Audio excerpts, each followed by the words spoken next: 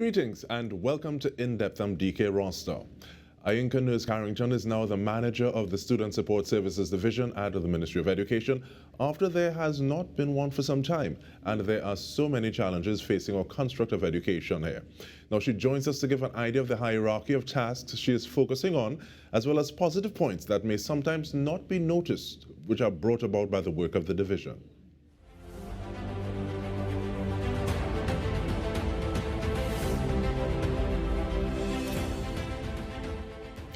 Welcome, Ms. Nurse-Carrington. Thank you so much for making the time. I want to start off, let's do it broadly. Who or what is the Student Support Services Division? Thank you. Hi, DK. Thank you for having me on this program. Student Support Services Division was established in 2004 with the aim of providing that ongoing support for our students. The unit comprises of 4 disciplines: guidance and counseling, school social work, developmental assessment and intervention unit, as we call the DAIU, and special education. And how does one go about accessing these services? Is it something that teachers say, okay, well, I think this child needs to be referred? Can the students refer themselves, someone from the home? How does one go about accessing?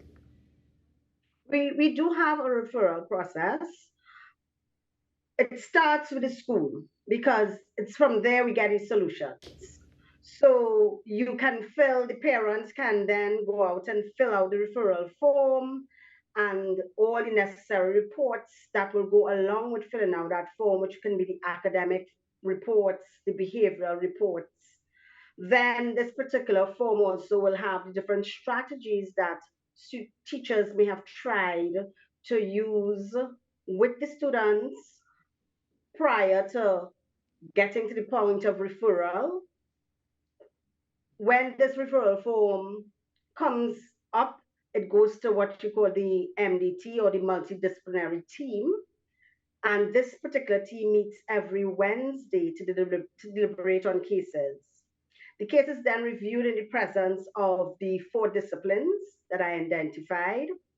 And depending on the challenge that is presented, the discipline takes the lead. For example, if the child presents with behavioral issues, most likely the social work unit will take the lead, but they would work in collaboration with the other disciplines to look at the different decisions or the way for intervention for this particular child. Thank you so much for that. And you spoke about that interdisciplinary team meeting every Wednesday. I can only imagine what you came onto the job or into the position, seeing there were so many things to deal with. Some people talk about fires to out. What are some of the things that you're looking at and saying, okay, well, I want to deal with these first? Well, of course, on the table is the need to reduce school violence and indiscipline. We are looking at different strategies to do that. And of course, apart from reducing that, we also look at motivating students on the whole, and presenting good behavior management strategies for them.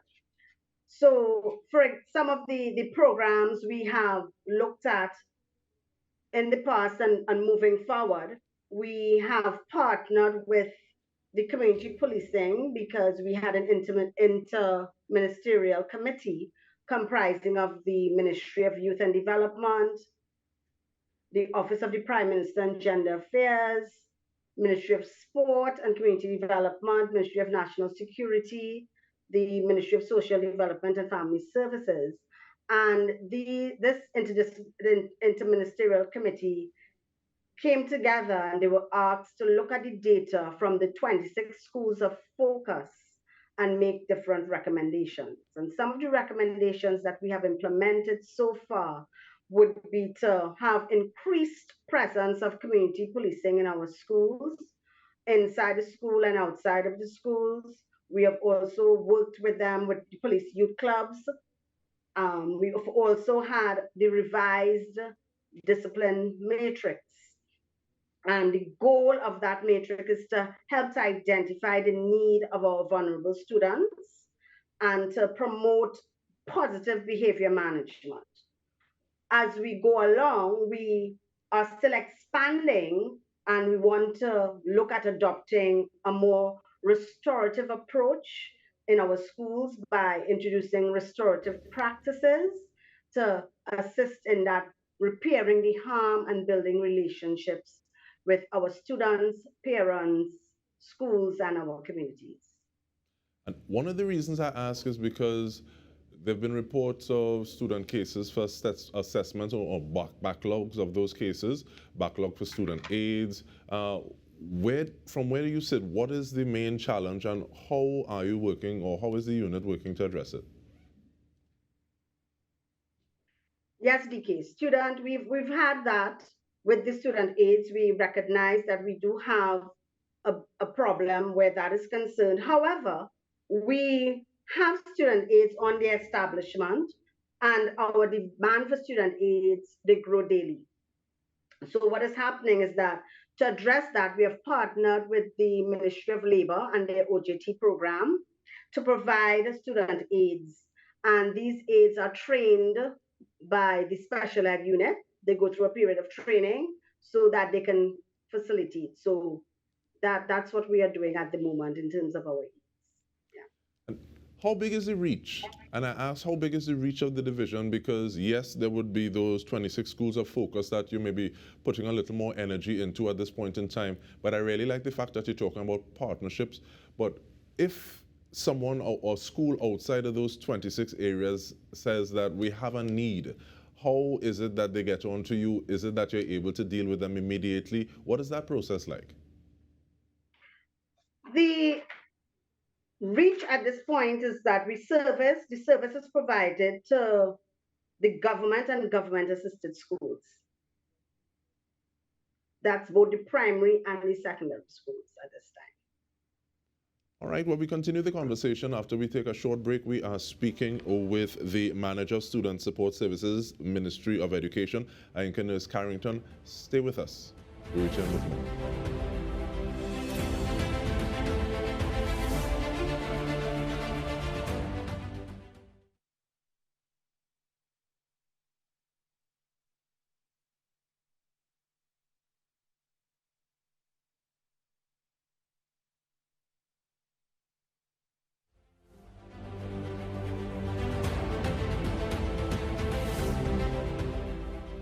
Welcome back. We have Student Support Services Division in focus with Manager Ayinka Nurse-Carrington.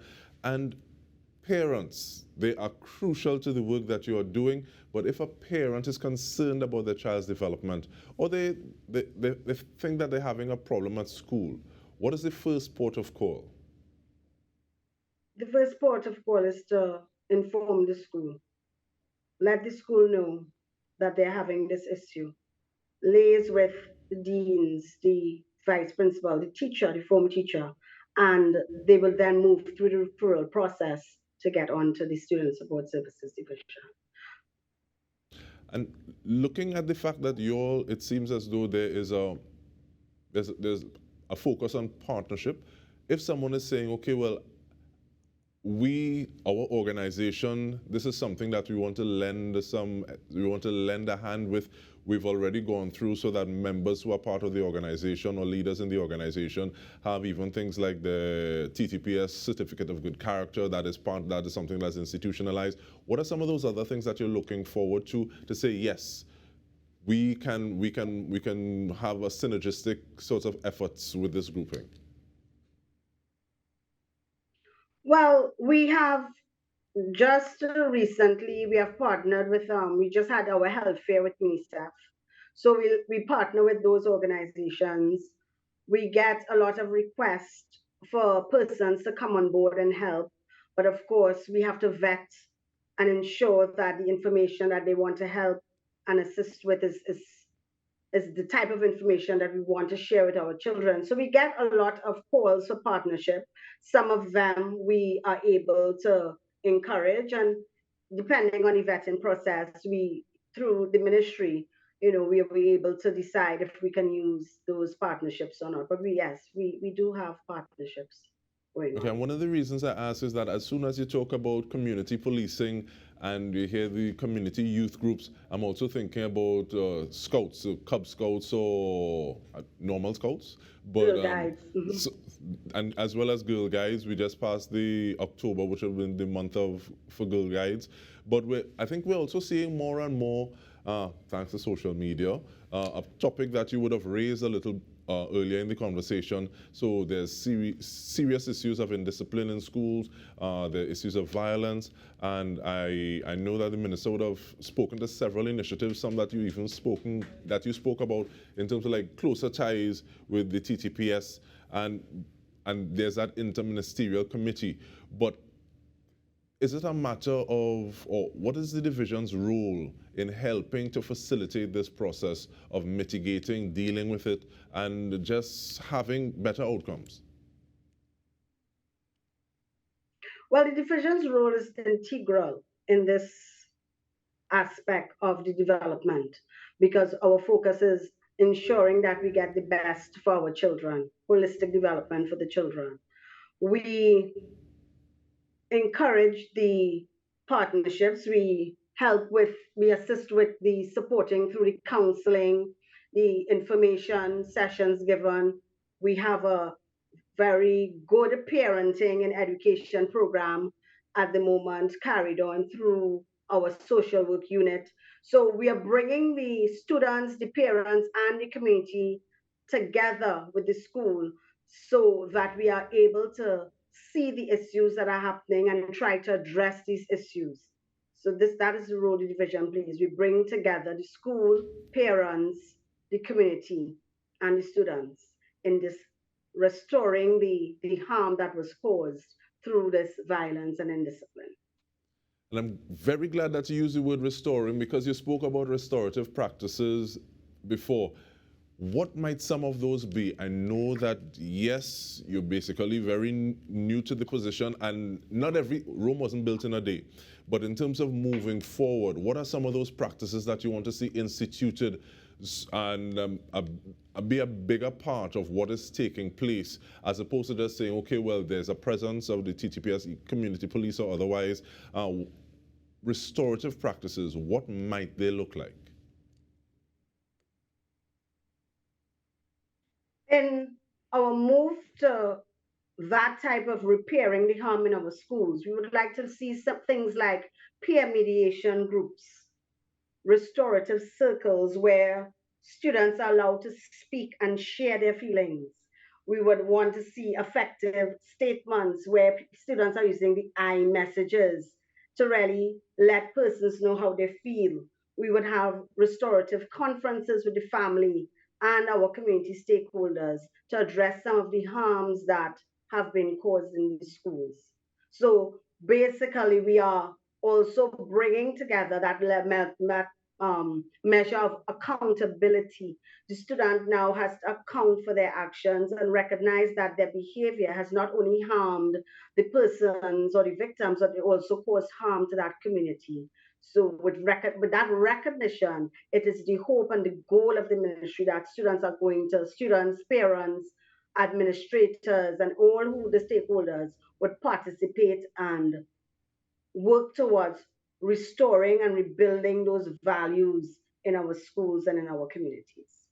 And I really appreciate the way that it seems as though there's an all hands on deck approach, saying that no one is an island, no one can do this alone. The community needs the parents, needs educators, needs the students to get this done, because we're all feeling it in terms of wanting better, wanting to do well by our students. With regard to the counseling of individuals, there are aggressors, there are aggrieved. What is it that is used to say, okay, well, this is something that we need to take a little further than just say speaking to the individual or speaking to the individual's parents? What are some of those things that you would look for? Counseling is done on a tiered level. So we will have the intervention probably from the guidance officers level where the guidance does something called a preventative developmental approach through group guidance with classroom sessions. And the guidance officer also counsels on some issues, for example, who am I, career development. It was also supported by the social worker. They would do more in-depth counseling where they look at the social issues coming out of the different behaviors. They work together and they collaborate with our unit, the IU unit, where we have our behavioral specialists, our school psychologists, and our clinical psychologists. And it is here if there is a need after these assessments, if the student needs deeper therapy, deeper intervention, this unit takes charge of that. And what are some of the other projects that work hand in hand with the SSSD? And I say that because sometimes people just look at negatives or saying this needs to be done or that needs to be done, but they may not be as vocal about what is being done. So what are some of those bright spots? What are some of the things that you're proud of at this point in time that you're saying, okay, well, this is something positive that we can build on? Well, right now, we really have a great parenting and education going on, led and facilitated by our social work unit. They cover information sessions for parents, and we've been having very good outcomes and reviews from the parents. Topics such as importance of parenting, involvement in education, bridging that gap between home and school, mental awareness, mental health, and mental health awareness, dealing with aggressive behaviors. We also have coming out of the vacation behavior program, we've had the turn up caravans, and out of that, we have gotten out to develop what we call the Call for Youth Mentors. That is the mentorship program that is going to be working with our Form 1 to 3 students. And we have asked mentors to come in and work with them for a minimum of one session per month in all 3 levels. So these are two of the successes that we have been having right now at SSSD. And I didn't ask, but can parents make use of the division as opposed to saying, okay, well, we're dealing with just students? And if so, how? Yes, we have our social work unit that they do home visits. So they would go speak to the families, they would make the linkages in the communities, they would do advising, they would have their consultation with the parents.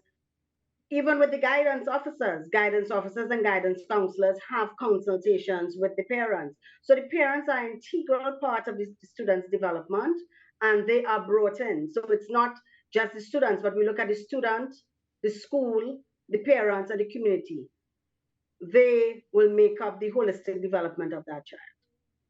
All for the betterment of our students. We want to thank you so much, Manager of Student Support Services, Ministry of Education, Ayinka Nurse-Carrington, looking at the work of the division as it pertains to helping our younger ones, our students, to shine their brightest as possible. And once again, thank you for the work that you're doing. And on behalf of the entire TTT News team, this has been In Depth with me, Dike Rostant. Thank you so much for joining us.